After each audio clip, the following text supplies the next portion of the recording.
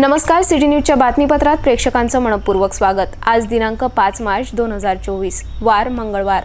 बातमीपत्राची सुरुवात करूया सुविचारमालेने। चांगल्या पुस्तकाविना घर म्हणजे दुसरे स्मशानच होय। आजचा सुविचार आपण बघितला, आता बघूया बातमीपत्रातील ठळक बातम्या।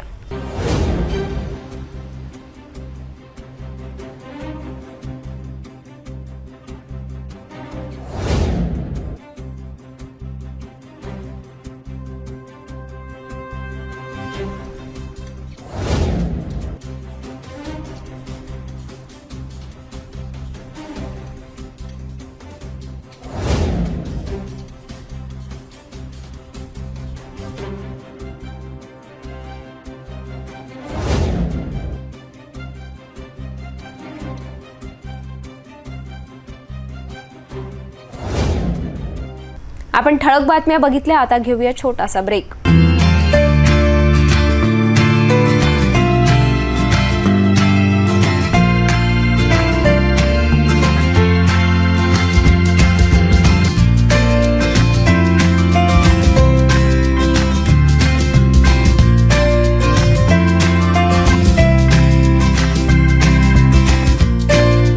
संपूर्ण लग्न बसता आराधना जवाहर रोड अमरावती। ब्रेक नंतर बघूया सविस्तर बातम्या। एका अज्ञात मोबाईल धारकाने चक्क शहर पोलीस आयुक्त नवीनचंद्र रेड्डी यांचा फोटो स्वतःच्या फेसबुक डीपी ठेवून अनेकांना भूलथाप देण्याचा प्रयत्न केला। एवढंच नाही तर शहरातील अनेक पोलीस निरीक्षकांना धमकावून पैसे मागण्याचा प्रयत्न केला। पोलीस आयुक्त रेड्डी यांच्या फोटोचा गैरफायदा घेत फेसबुक फ्रेंडला पैशाची मागणी करण्यात आली। ही सर्व घटना सायबर पोलिसांनी तपास केल्यानंतर स्पष्ट झाले। यावर सर्वांनी अशा बनावट फेसबुक मेसेज पासून सावध राहण्याच्या सूचना सायबर पोलिसांनी दिल्या आहेत। आजकाल सायबर चोरटे कोणतेही बेत आखून कोणाची फसवणूक करेल याची काही कोणतीच शाश्वती नसते। याआधी अनेकांना नोकरी किंवा जाहिरातीच्या नावाने सायबर चोरट्यांनी बनावट मोबाईल क्रमांकावरून अनेकांची लाखोंची ऑनलाईन फसवणूक केली। आता मात्र एका अज्ञात मोबाईल धारकाने 2 दिवसाआधी चक्क स्वतःच्या फेसबुक डीपीवर शहर पोलीस आयुक्त नवीनचंद्र रेड्डी यांचा फोटो ठेवून शहरातील अनेक पोलीस निरीक्षकांना फोन करून धमकावल्याची धक्कादायक माहिती सायबर पोलिसांच्या तपासातून स्पष्ट झाली आहे। याच मोबाईल धारकाने आपल्या फेसबुक फ्रेंडला पैशाची मागणी केली। एवढंच नाही तर बडनेरा पोलीस स्टेशनचे तत्कालीन पोलीस निरीक्षक नितीन मगर यांचा सुद्धा बनावट फेसबुक अकाउंट तयार करण्यात आल्याने शहर पोलीस विभागात एकच खळबळ उडाली। ही घटना समोर येताच सायबर पोलिसांनी या अज्ञात मोबाईल धारकाचा क्रमांक ट्रेस केला असता तो हरियाणा या राज्यातील असल्याची माहिती उघडकीस आली आहे। आता सायबर पोलीस या अज्ञात बनावट फेसबुक अकाउंट धारकाच्या शोधात लागले आहेत। इकडे शहरात 3 वेगवेगळ्या ठिकाणी चेन स्नॅचिंग करणाऱ्या दोघांपैकी एकाला शहर गुन्हे शाखेच्या पथकाने ताब्यात घेतले। मात्र दुसरीकडे पुन्हा 3 मार्चला भर दुपारी दुचाकीने जाणाऱ्या युवतीच्या गळ्यातील 20,000 रुपये किमतीची सोन्याची चेन हिसकावून दोघे पसार झाल्याची घटना घडल्याने शहरात चेन स्नॅचर सक्रिय असल्याचे आता स्पष्ट होत आहे। 20 फेब्रुवारीला एकाच दिवशी 3 वेगवेगळ्या ठिकाणी चेन स्नॅचिंगच्या घटना घडल्याने शहरात एकच खळबळ उडाली होती। या घटनेत 2 अज्ञात भामटे दुचाकीने येऊन अनेकांच्या सोन्याचे आभूषण हिसकावून पसार झाले होते। याच गुन्ह्याच्या शोधात असताना शहर गुन्हे शाखा युनिट 1च्या पथकाने दिग्रस येथून एक चोरटा ताब्यात घेतला, तर एक चोरटा पसार आहे। या घटनेत 3 ठिकाणी झालेल्या चेन स्नॅचिंगच्या घटनेत दोघे सहभागी असल्याचे सुद्धा स्पष्ट झालेत। मात्र पुन्हा 3 मार्चच्या दुपारी अशी चेन स्नॅचिंगची घटना अमरावती शहरात घडल्याने शहरात चेन स्नॅचर सक्रिय झाल्याचे आता स्पष्ट होत आहे। शेलू बाजार तालुका मूर्तिजापूरची मूळची राहणारी युवती केडिया नगरातील अनिल बोंडे यांच्या घरी भाड्याने राहत आहे। ती आपल्या मावस बहिणीसोबत स्कूटी पेप दुचाकीने जात असताना शदानी चॅरिटेबल ट्रस्टच्या दवाखान्याजवळ त्यांच्या मागे अज्ञात 2 भामटे दुचाकीने पाठलाग करीत होते। एकाने युवतीच्या गळ्यातील 5 ग्रॅम 20,000 रुपये किमतीची सोन्याची चेन हिसकावून पसार झाले। युवतीचे वडील आजारी असल्यामुळे त्या दोघी मुंबईकडे निघून गेल्यात। मात्र तिचे नातेवाईक असलेले फिर्यादी सचिंद्र शिंदे यांनी फ्रेजरपुरा पोलीस स्टेशन गाठून तक्रार दाखल केली। या प्रकरणात फ्रेजरपुरा पोलिसांनी अज्ञात दोघांविरुद्ध कलम 392-34 अंतर्गत गुन्हे दाखल करून त्या दोघांचा शोध घेण्यास लागले आहे। अमरावती जिल्ह्यातील मुख्य मध्यवर्ती बस स्थानक समजल्या जाणाऱ्या इमारतीच्या छताचा अचानक एक भाग कोसळला। ही घटना दुसऱ्या मजल्यावर असलेल्या वाहक चालक विश्रांतीगृहात 4 मार्चच्या रात्री घडली। सुदैवाने या घटनेत चालक वाहक थोडक्यात बचावले। सर्वात जुनी असलेली ही मुख्य अमरावती बस स्थानक असून या इमारतीचे उद्घाटन 21 नोव्हेंबर 1965 साली तत्कालीन गृहमंत्री बाळासाहेब देसाई यांच्या हस्ते झाले होते। तेव्हापासून नाममात्र डागडुजी केली असावी, मात्र याच इमारतीच्या छताला ठिकठिकाणी भेगा पडल्याने यावर लक्ष दिले नाही तर भविष्यात मोठी दुर्घटना घडू शकते। अमरावती मध्यवर्ती बस स्थानकात चालक वाहकांसाठी विश्रामगृह असलेल्या छताचा काही भाग काल मध्यरात्रीच्या सुमारास अचानक पडल्याने काही चालक वाहक थोडक्यात बचावले। यात आता विश्राम करायला येणाऱ्या एसटी बस चालक वाहकात भीतीचे वातावरण पसरले आहे। या घटनेत कोणी वाहक चालक जखमी झाले नसले तरी रात्री मात्र बस स्थानकात चांगलीच खळबळ माजली होती। अमरावती मध्यवर्ती बस स्थानकात लांब पल्ल्याच्या बसेस येत असल्याने रात्री सर्व वाहन चालकांना विश्राम करण्यासाठी याच बस स्थानकाच्या वरच्या मजल्यावर विश्रामगृह बांधण्यात आले आहे। मात्र हीच इमारत अतिजीर्ण झाल्याचे याच इमारतीला पडलेल्या भेगा पडलेल्या स्लॅबचा भागावरून आता स्पष्ट होत आहे। बस स्थानकाच्या विश्रामगृहाचे स्लॅबची डागडुजी रंगरंगोटी सुद्धा करण्यात आली। मग या स्लॅबचा भला मोठा भाग कोसळला कसा असा प्रश्न आता निर्माण होत आहे। याचीच पाहणी आमच्या सिटी न्यूज प्रतिनिधीने केली असता विश्रामगृहात छताचे अनेक भाग कोसळल्याचे दिसून आले। मुख्य बसस्थानकातील छताचा एक भाग कोसळल्याची धक्कादायक घटना रात्रीला घडली। सुदैवाने याच ठिकाणी विश्रांतीकरिता आलेल्या दूरवरील आगारातील वाहक आणि चालक थोडक्यात बचावले।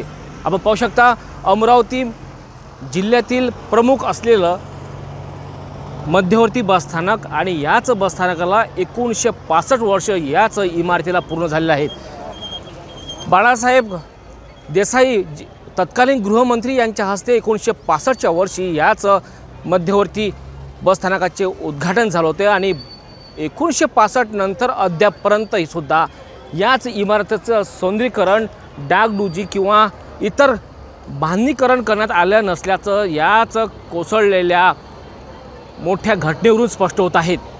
यापूर्वीसुद्धा आमच्या सिटी न्यूजच्या वतीने याच मध्यवर्ती बसस्थानकाला खासदार नवनीत राणे यांनी भेट दिली। त्यांनीसुद्धा पाहणी केली होती आणि पाहणी दरम्यान त्यांनासुद्धा याच इमारतीच्या कोसळलेल्या स्लॅबला आणि पडलेल्या भेगळ पाहून अनेक ठिकाणी अनेक स्लॅबचं अनेक भाग कोसळलेला पाहून त्यांनीसुद्धा या ठिकाणी आगार प्रमुखांना सतर्क केलं होतं आणि सुद्धा माहिती दिली होती। सौंदर्यीकरण करण्याची सुद्धा सूचना दिल्या होत्या। मात्र अद्यापपर्यंत सुद्धा या ठिकाणी खरोखरच सौंदर्यीकरण केलं की नाही हा सुद्धा एक प्रश्न निर्माण होत आहे। आणि दुसरीकडे आमच्या सिडूच्या टीमने सुद्धा पाहणी केली असता अनेक ठिकाणी याच इमारतीला भगदाड पडलेला आहे, छिद्र पडलेलं आहे आणि याच अमरावती मुख्य बसस्थानकामध्ये घाणीचे साम्राज्य मोठ्या प्रमाणात पडलेलं आहे। रात्रीची दुर्घटना सुदैवाने चालक वाहक बचावले आणि खरंच जर या इमारतीचं सौंदर्यीकरण किंवा नवीन बांधकाम केलं नाही तर भविष्यात मोठी दुर्घटनासुद्धा घडू शकते। कॅमेरामॅन रोहित खळेसोबत मी अजय शृंगारे, पात्रा, सिटी न्यूज, अमरावती। यावरूनच अमरावती मध्यवर्ती बस स्थानकाची इमारत जीर्ण इमारत झाल्याचे आता स्पष्ट होत आहे। सोमवारी रात्री छताचा भाग कोसळल्यानंतर वाहक चालकांनी जीव मुठीत धरून रात्र कशीबशी जागून काढली। जीर्ण झालेल्या या इमारतीचे नवीन बांधकाम करणे आता गरजेचे झाले आहे, अन्यथा येणारी घटना ही शेकडोंसाठी धोकादायक ठरणार आहे। अमरावती मुख्य बस स्थानकाच्या इमारतीचे उद्घाटन 21 नोव्हेंबर 1965 साली तत्कालीन गृहमंत्री बाळासाहेब देसाई यांच्या हस्ते करण्यात आले होते। यामुळेच आता या इमारतीला 59 वर्ष पूर्ण झाली तरी या जर्ज इमारतीकडे कोणाचेच लक्ष नसणे ही चिंता करणारी बाब ठरत आहे। याच बस स्थानकाची खासदार नवनीत राणा यांनी गेल्या काही महिन्याआधी पाहणी केली होती। इमारतीला पडलेल्या भेगावरून नवनीत राणा यांनी येथील विभाग नियंत्रकांना जर्ज इमारतीबद्दल माहिती लक्षात आणून दिली होती।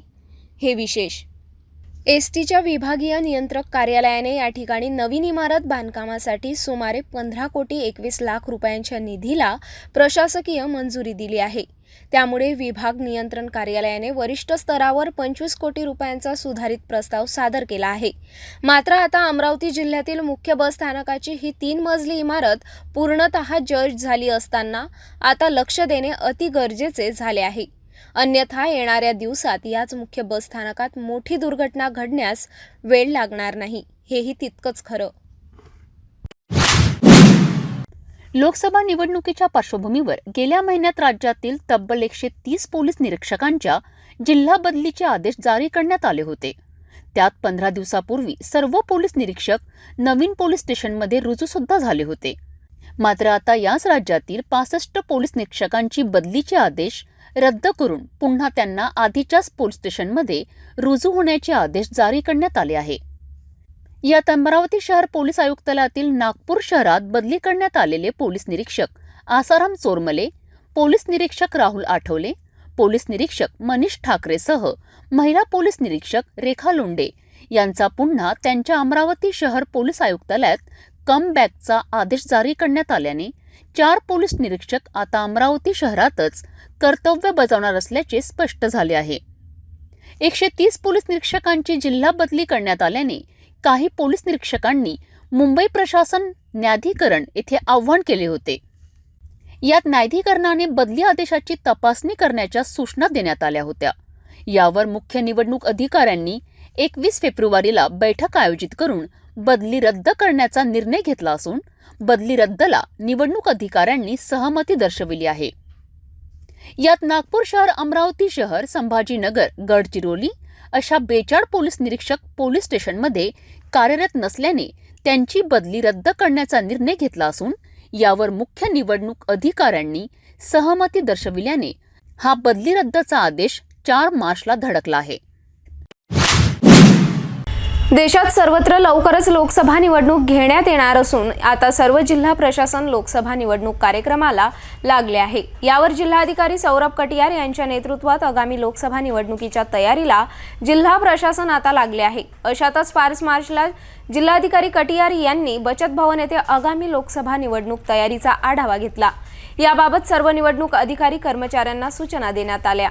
या बैठकीत एक खिडकी योजना, सी-व्हिज्युअल कायदा आणि सुव्यवस्था, वाहतूक व्यवस्था, सायबर सुरक्षितता, नियंत्रण कक्ष आदींचा यावेळी आढावा घेण्यात आला. त्यात आता कधीही लोकसभा निवडणूक घेण्यात येणार असल्याचे वारे वाहू लागले आहे. कधीही आगामी लोकसभा निवडणुकीची आचारसंहिता लागू होण्याची शक्यता आहे.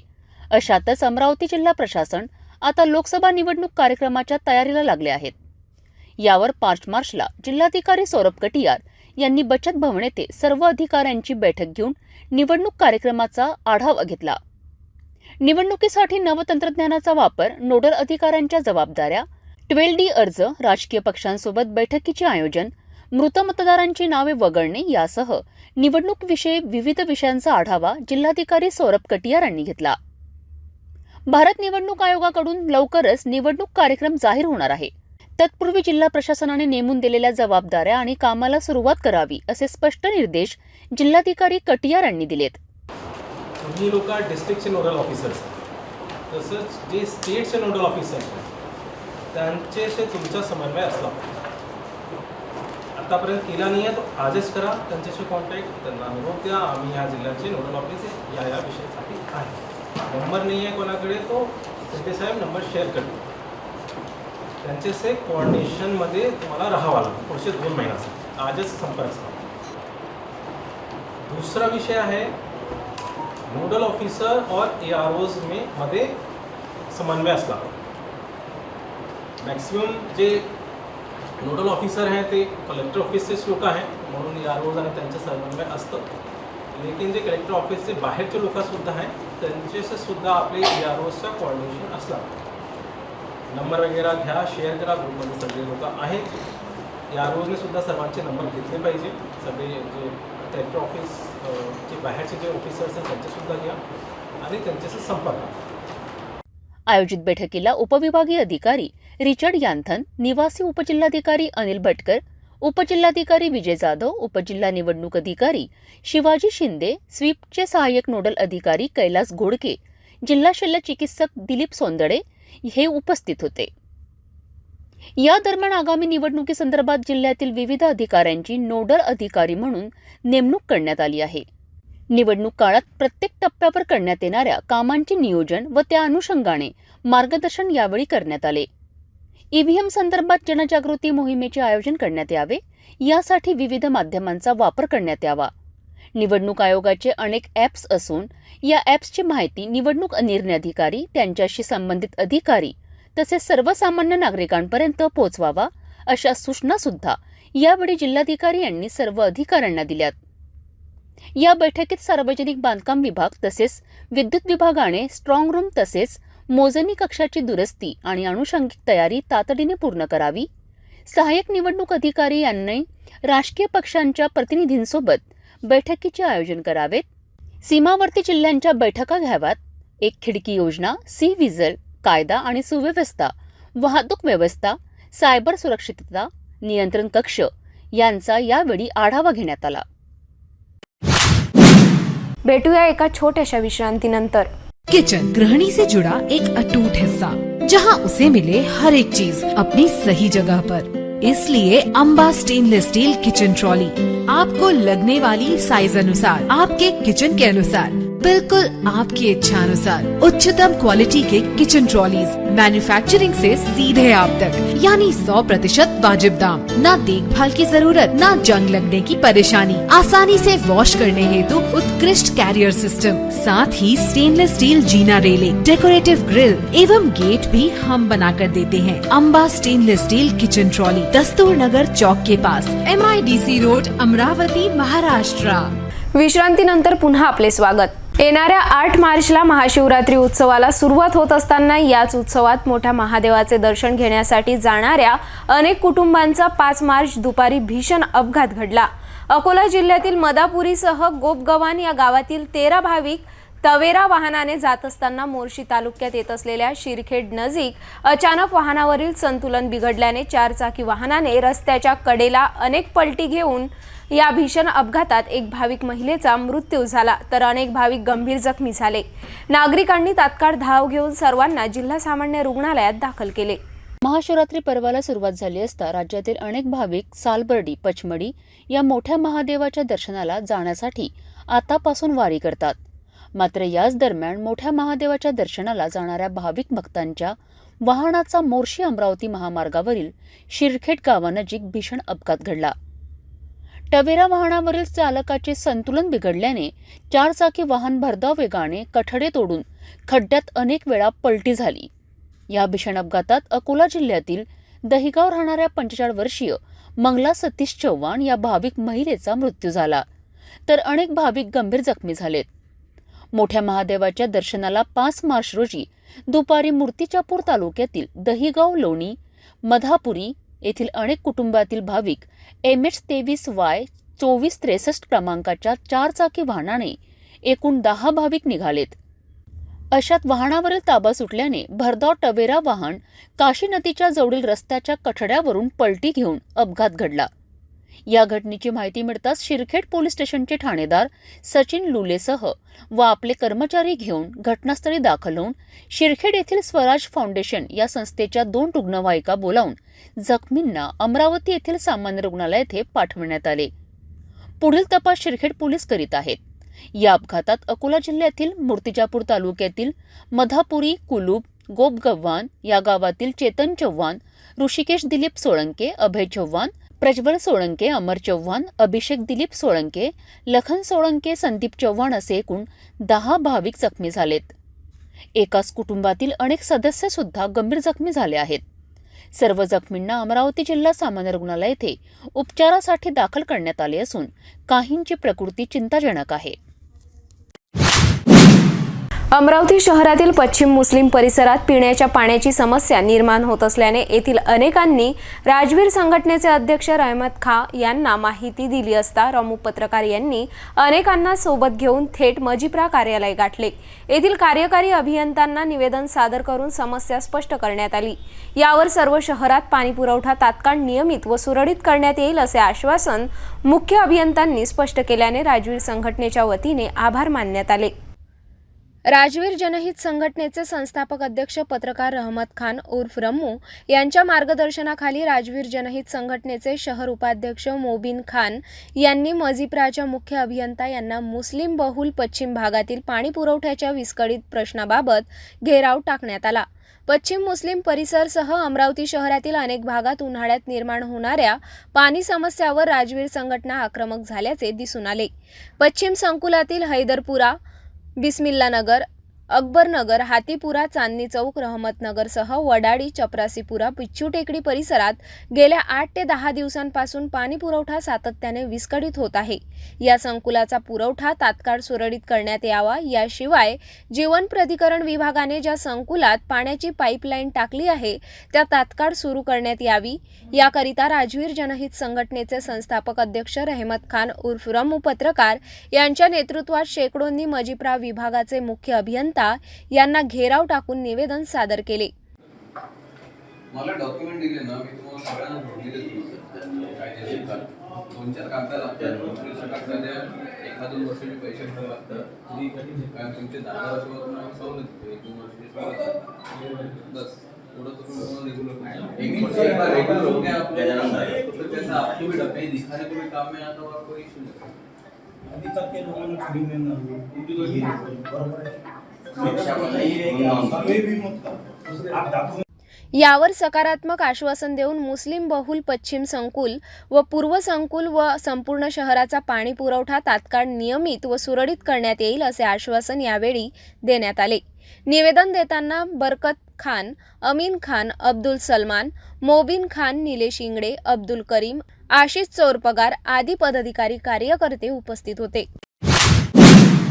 मेळघाटातील धारणीपासून अवघ्या 3 किलोमीटर अंतरावर असलेल्या कुसुमकोट बुजुर्ग गावातील रस्ता बांधकाम नागरिकांच्या आरोपाने काही दिवस बांधकाम थांबविण्यात आले होते. येथील काही नागरिकांनी अडचणीमुळे रस्ता बांधकामात व्यत्यय आणला होता.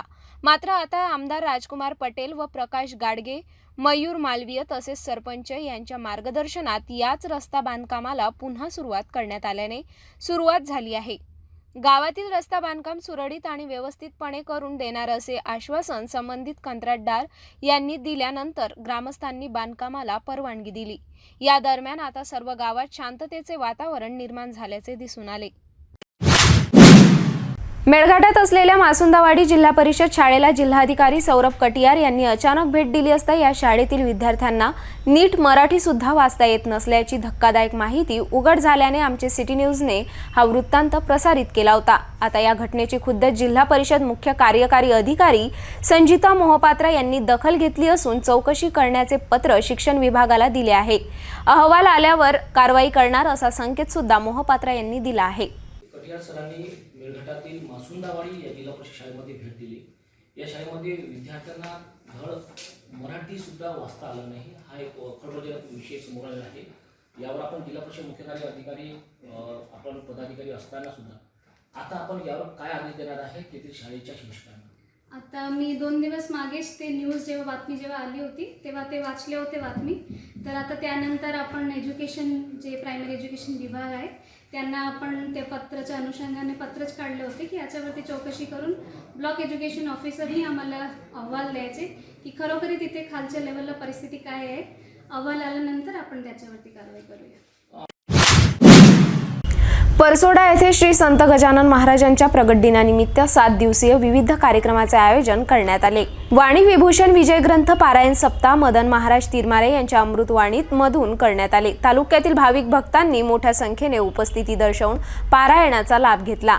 यामध्ये तीर्थस्थापना, आरती, कीर्तन, महाप्रसाद असे विविध कार्यक्रमाचे रूपरेषा करण्यात आली होती. यामध्ये परसोडा येथे गणगण गणात बोतेच्या गजरात परसोडा गावामध्ये भक्तिमय वातावरण पाहायला मिळाले. श्री संत गजानन महाराज मंदिर परसोडा येथे श्री संत गजानन महाराजांच्या प्रकट दिना महोत्सवाची सांगता मोठ्या थाटात करण्यात आली. 7 दिवस चालणाऱ्या या महोत्सवात वाणीभूषण विजयग्रंथ पारायण सप्ताह मदन महाराज तिरमारे यांच्या अमृतमय वाणीमधून करण्यात आले. याकरिता तालुक्यातील भाविक भक्तांनी मोठ्या संख्येने उपस्थिती दर्शवून पारायणाचा लाभ घेतला. यामध्ये तीर्थस्थापना, आरती, कीर्तन, महाप्रसाद असे विविध कार्यक्रमाची रूपरेषा करण्यात आली. यामध्ये परसोडा येथे गणगण गणात बोतेच्या गजरात ग्रामवासी भक्तिमय झालेले पाहायला मिळाले. यामध्ये गावातून भव्य दिंडी सुद्धा काढत श्रींची मिरवणूक काढण्यात आली.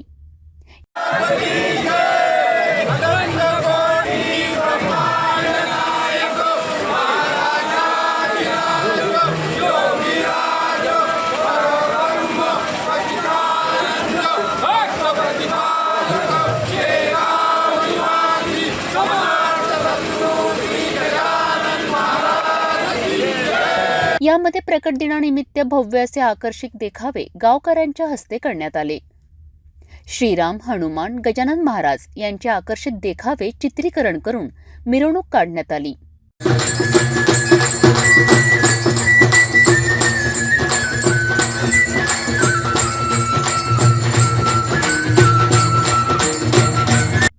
याकरिता गावातील नागरिकांनी रांगोळी, हार, फुले उधळत भव्य मिरवणुकीचे स्वागत केले. काल्याचे कीर्तन व महाप्रसाद देत श्रींच्या प्रकट दिनाची सांगता करण्यात आली. याकरिता हजारो भाविकांनी दर्शनाचा लाभ घेतला. प्रकट दिन महोत्सव 2024 आणि ही मूर्तीची स्थापना केली तेव्हापासून या गावात म्हणजे याच्यातले सर्व जाती धर्माचे सर्व लोक यामध्ये सहभागी आहे आणि पूर्ण लोक म्हणजे पूर्ण हे गावकरी मंडळी नागरिक सगळं या कार्यक्रमात सहभागी होतात आणि मोठ्या उत्साहाने साजरा करतात. 7 दिवस हा जो दररोजचा कार्यक्रम चालते सप्ताह आणि या सप्ताहामध्ये कीर्तने त्यानंतर गजानन महाराजाच्या ग्रंथाचे वाचन आणि सर्व आनंदाने पार करतो आणि हे सर्व 7 दिवस या गावातील लोक भक्तिरसात डुबून जातात आणि आजसुद्धा तुम्ही पाहता या ठिकाणी म्हणजे सर्व म्हणजे एकत्रित येऊन हा कार्यक्रम साजरा करीत आहे. शिस्तबद्ध आणि नियोजनबद्ध परसोडा गावकऱ्यांचे मोठ्या संख्येने सहकार्य लाभलेत. अमरावती शहरातील श्री गजानन बहुउद्देशीय संस्थान वतीने श्री गजानन बाबांचा 146वा प्रगट दिन महोत्सव मोठ्या उत्साहात साजरा करण्यात आला. बडनेरा मार्गावर 24 फेब्रुवारी ते 3 मार्च दरम्यान राज्यातील अनेक प्रसिद्ध मंदिरसह देवी देवता मूर्तीचा सुंदर देखावा तयार करून साधारणतः 2 लाख भाविकांनी येथे दर्शन घेतले. प्रगट दिनाला श्रींची पालखी रोषणाई करीत श्रींची पालखी शोभायात्रा काढण्यात आली. महाप्रसाद म्हणून तब्बल 11,000 झुणका भाकर वितरण करण्यात आले. अमरावती शहरातील बडनेरा मार्गावर श्री संत गजानन बाबांचा 146वा प्रगट दिन महोत्सव निमित्त अनेक कार्यक्रमाचे आयोजन करण्यात आले. गेल्या 24 फेब्रुवारी ते 3 मार्च पर्यंत धार्मिक कार्यक्रमासह या ठिकाणी अनेक मंदिराचे सुंदर देखावे तयार करण्यात आले. या कार्यक्रमाचे आयोजन संत गजानन महाराज बहुउद्देशीय संस्थान वतीने बडनेरा मार्गावरील विष्णू अवतार धाम येथे करण्यात आले होते. संस्था वतीने तिरुपती येथील भगवान श्री व्यंकटेश बालाजी मंदिराचा भव्य दिव्य देखावा, तुळजापूर महालक्ष्मी गणपती बाप्पांची मूर्ती सुद्धा सादर करण्यात आले. यासोबतच पारायण सोहळा, श्रीमद भगवत कथा, श्री खाटूश्याम नरेश कीर्तन भजन संस्था, सुंदरकांडसह अनेक कार्यक्रमाचे आयोजन करण्यात आले. कोल्हापूरच्या महालक्ष्मी देवीचे मंदिर, पद्मावतीचे मंदिर, गणेशजीचे मंदिर व गोविंदराज यांच्या भव्य मंदिराचे देखावे साकारण्यात आले. याच मंदिराच्या दर्शनाला जिल्ह्यातील तब्बल 2 लाख भाविकांनी दर्शन घेतले. रविवारी 3 मार्च श्री गजानन महाराज यांच्या प्रगट दिन महोत्सव मोठ्या उत्साहात साजरा करण्यात आला. सकाळी अभिषेक सोहळा, श्रीमद भागवत कथा व सायंकाळी भव्य महाआरतीचे आयोजन करण्यात आले होते. समर्थ हायस्कूल प्रांगणात 20,000 भाविकांना महाप्रसादाचे वितरण करण्यात आले. यासोबतच श्रींची पालखी सोहळ्याचे आयोजन करून दुपारी 12 वाजता तब्बल 11,000 झुणका भाकर भाविकांना वितरण करण्यात आले.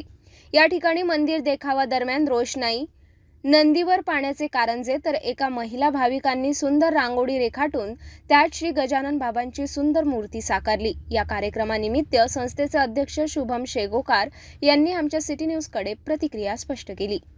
यावर्षी सुद्धा गजानन महाराज प्रगट दिन महोत्सव, गजानन महाराजांचा 146वा प्रगट दिन महोत्सव साजरा करत आहोत. तिरुपती बालाजी दर्शनाचा भव्य देखावा केला आहे. तिरुपती बालाजीच्या मंदिरात गजानन महाराज स्थापित केले आहे. जवळपास 24 फेब्रुवारीपासून ते आजच्या 3 मार्चपर्यंत कमीत कमी 2 ते 2.5 लाख लोकांनी या देखाव्याचा आणि गजानन महाराज दर्शनाचा लाभ घेतला आहे. उद्या संध्याकाळी समर्थ हायस्कूलच्या प्रांगणामध्ये जवळपास 20,000 लोकांचा मोठा महाप्रसाद आयोजित केलेला आहे आणि सकाळपासून भक्तांची रेलचेल या ठिकाणी आपण बघू शकता.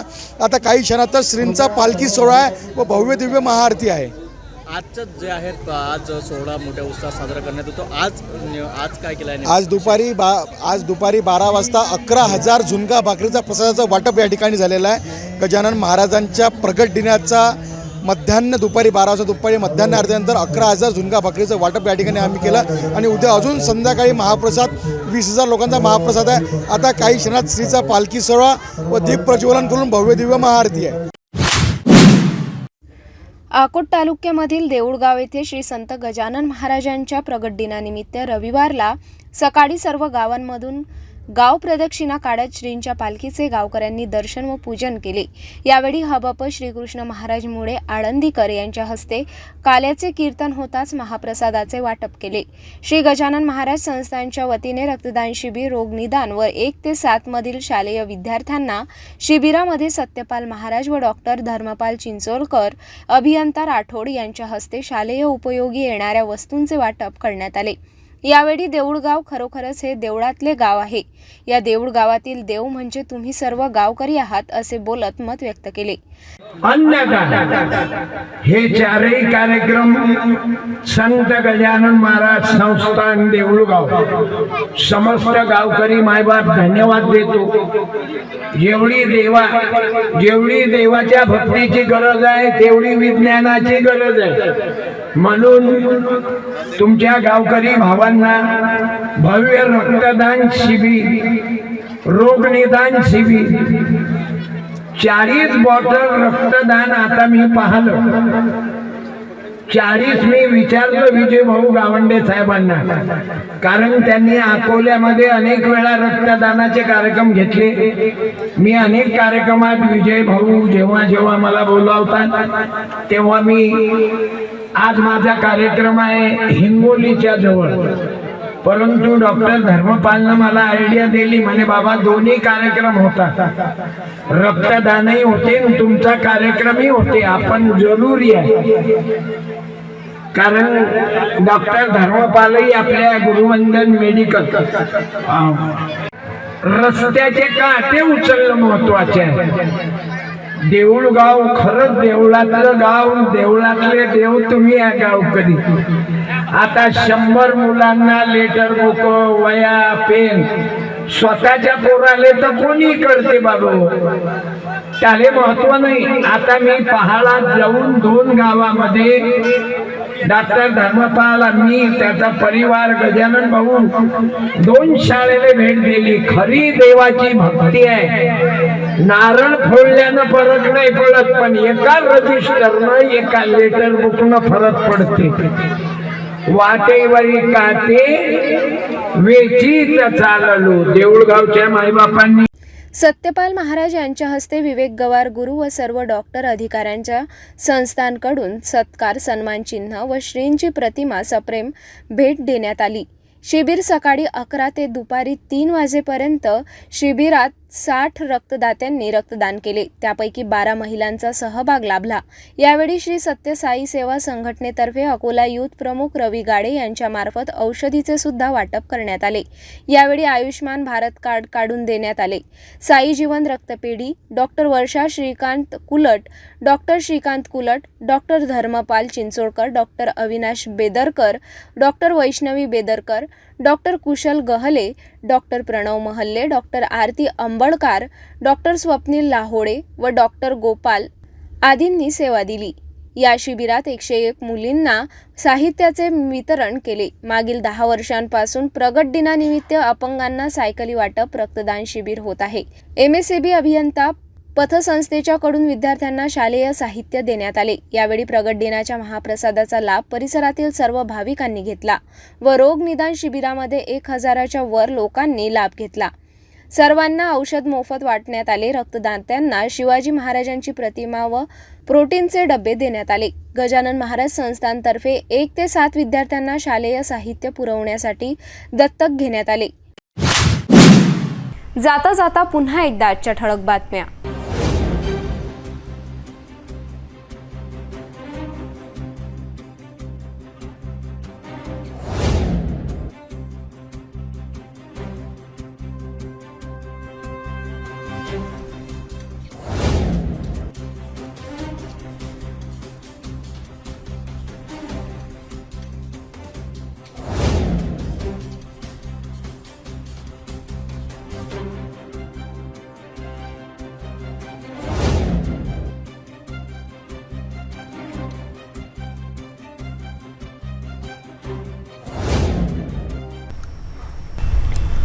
आपण आता सिटी न्यूज चॅनल आपल्या टीव्हीवर सुद्धा बघू शकता. यामध्ये GTPL channel number 73, fast way 256, city cable channel number 92 वर. जर आपल्या टीव्हीवर सिटी न्यूज चॅनल दिसत नसेल तर आपण आपल्या केबल ऑपरेटरशी संपर्क करावे. आपण सिटी न्यूज केबलच्या व्यतिरिक्त YouTube, Facebook, Instagram आणि ट्विटरवर सुद्धा बघू शकता. याकरिता सोशल मीडिया अकाउंट सबस्क्राईब करा, फॉलो करा, लाईक करा. YouTube अकाउंट सबस्क्राईब करण्याकरिता सबस्क्राईब बटनला क्लिक करा आणि बेल आयकॉन दाबायला विसरू नका, कारण सर्वात आधी समाचार आपल्यापर्यंत पोहोचणार आहे.